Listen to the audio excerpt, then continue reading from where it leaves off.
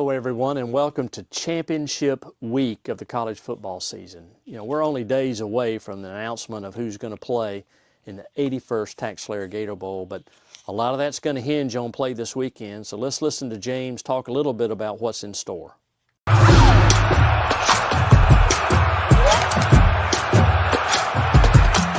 Visit your local Toyota dealers today. Toyota, let's go places. Game James_36, and I'm here with Greg McGarity, and this is the TaxSlayer Gator Bowl Drive to Selection show presented by Toyota, where each and every week we go over the landscape of college football and how it directly affects the TaxSlayer Gator Bowl. It's all coming to an end, and or actually for us, it's coming to a beginning, because now we'll know which two teams representing the ACC or the SEC will be here, and we'll know by this Sunday. But this past weekend, as consistent with college football, inconsistency shows, and it's what makes it exciting, which makes it the most exciting form of football that we get to play. How are you doing after the holidays? It's good to see you survived. Absolutely. It was a great time, and everybody got home safely, and so here we are getting ready for championship weekend. Yeah, championship weekend. You see some really good matchups, some very interesting matchups that could really change the way that everything goes. Upsets this weekend could really upset the apple cart in ways that we couldn't imagine. But either way, we'll have some really, really good teams that will be here. So we saw the stuff that happened last weekend, and that's neither here nor there. We know about the college football playoff selection, which is what directly affects us. Right. Before we get into that and just maybe some of the particulars of the TaxSlayer Gator Bowl, let's talk about where we stand this weekend as things go. Let's talk about some of the games and how they may affect us. Well, I think the key trigger for so much of this is the ACC championship game, because if Duke upsets Virginia, there's some concern there that the ACC would not have a representative in the college football playoff, which throws all of the ACC teams in our mix, especially those at the top. So Virginia wins, they slide into the college football playoff, and there is some normalcy there. Also in the SEC, you've got Alabama. They've jumped Notre Dame, which we'll see in a minute. But if they lose the championship game, then how does the committee view them as a 3-loss team?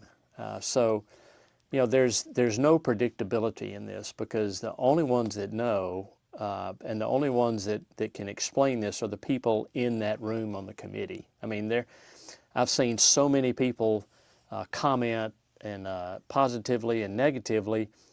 That holds no water with that committee. They're in there for looking at eye test, data.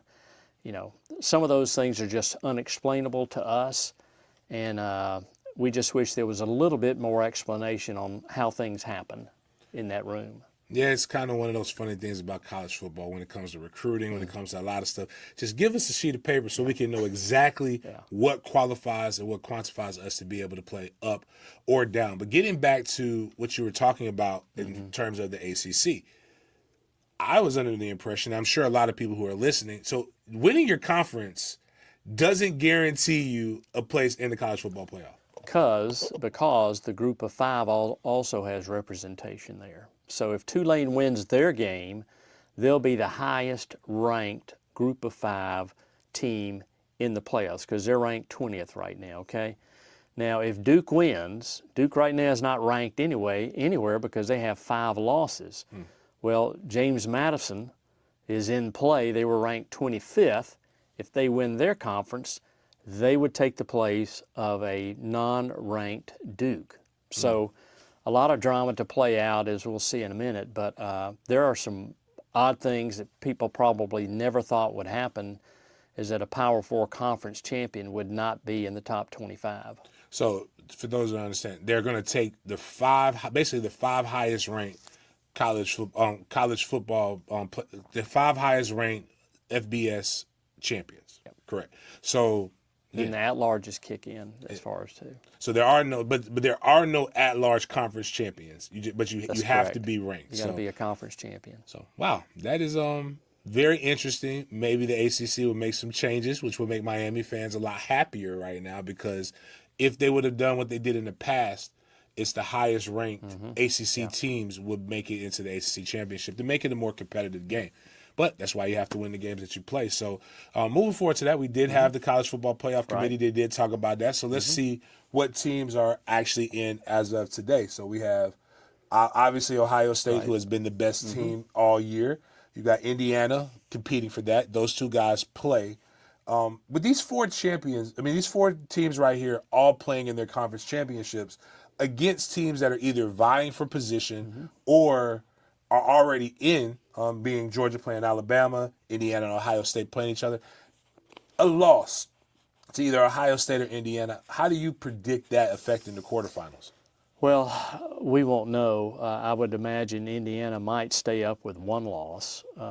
Georgia, a lot depends on the game against Alabama. If it's a close game and Georgia loses, some say you're not supposed to be penalized for playing in your championship game, because there's some teams up there on the left, they don't have to worry about anything because they're not playing. There's no risk. So I think the committee chairman last night made the statement that they will be evaluated every week, which is saying that there's really no certainty there.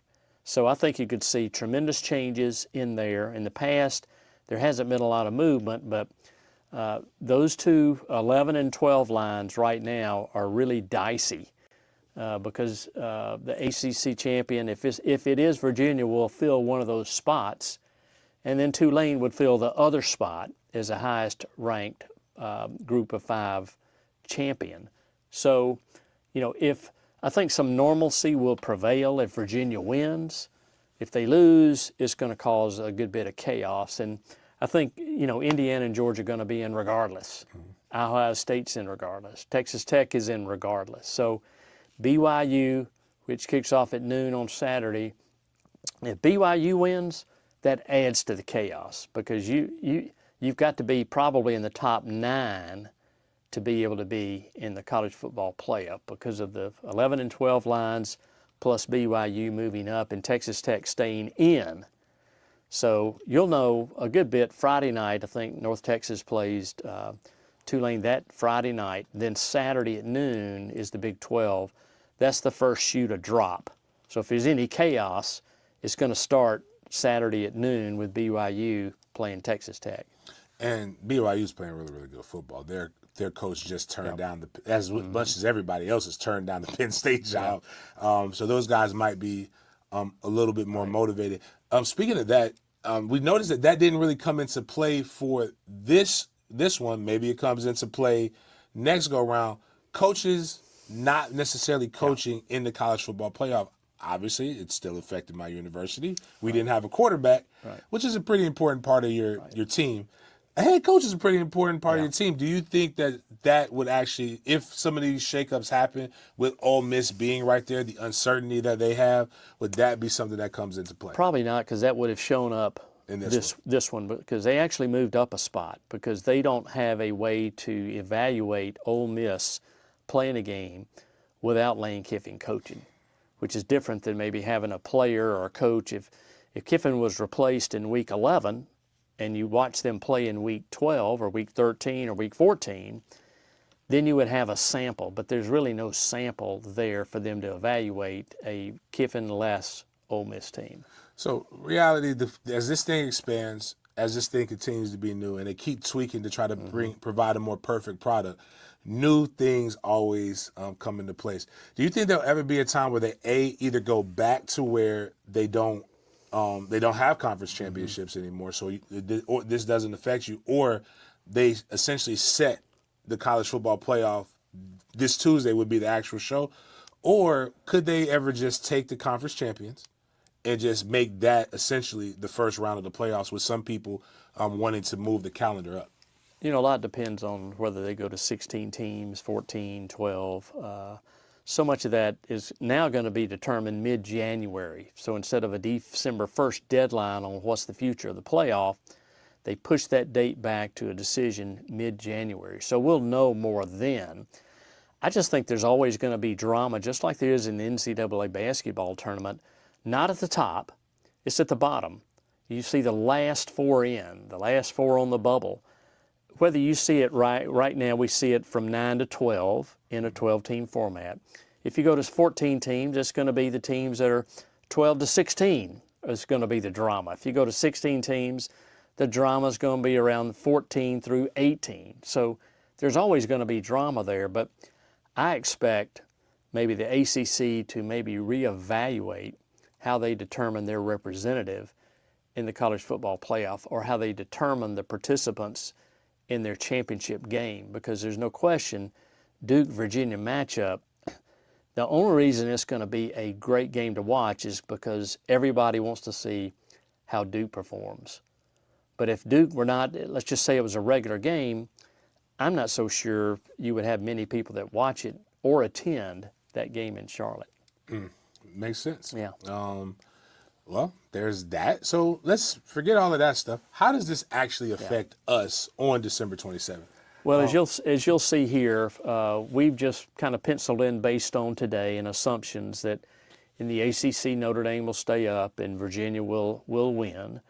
We've got them still in the N category in case they lose, because if they win, then you've got Miami, Georgia Tech, Louisville, SMU, Wake Forest, and Pitt.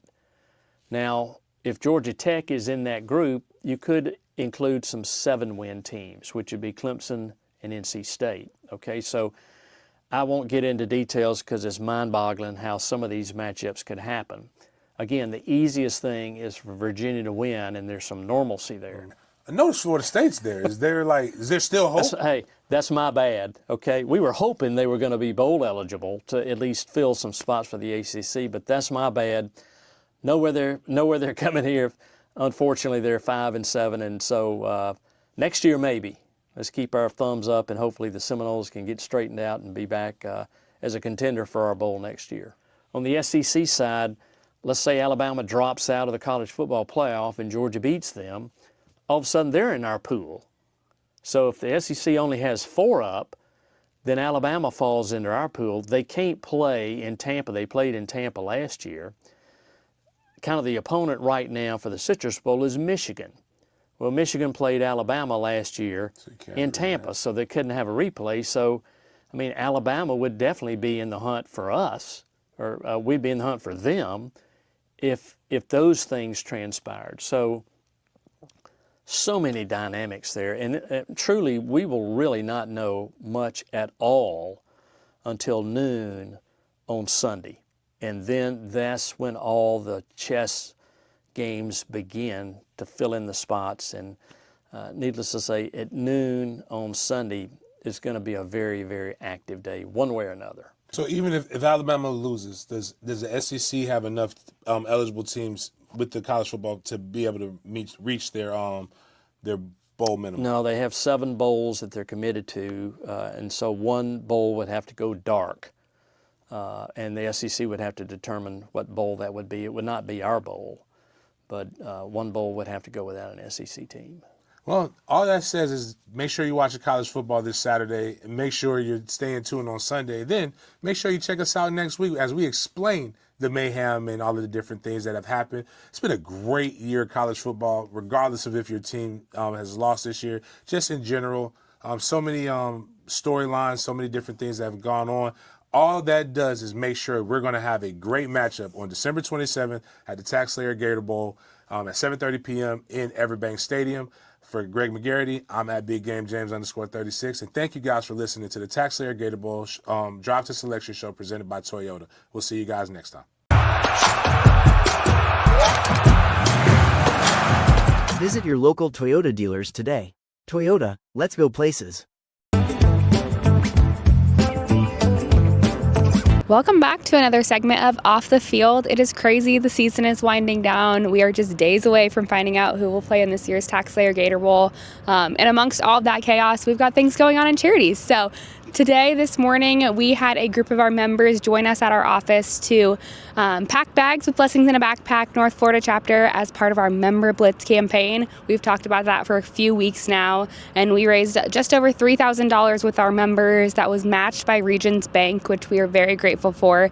And then today we had some of our members, along with the Regions Bank staff, here to pack those bags. So we wrote note cards of encouragement that will be in the bags for these kids, as well as packed them full of food for them to take home on the weekend. It is one of our favorite programs. We love being able to do it with the members. And then in about a few weeks, we'll be able to pack those bags with blessings in a backpack and the 2 teams that will play in this year's TaxSlayer Gator Bowl.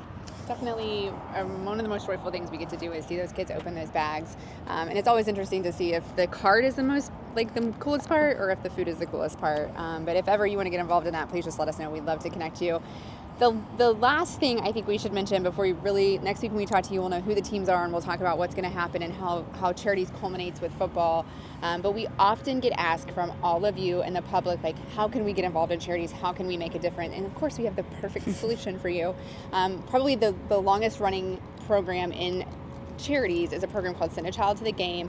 It is graciously sponsored by ViStar Credit Union amongst a gazillion other partners that help make that possible.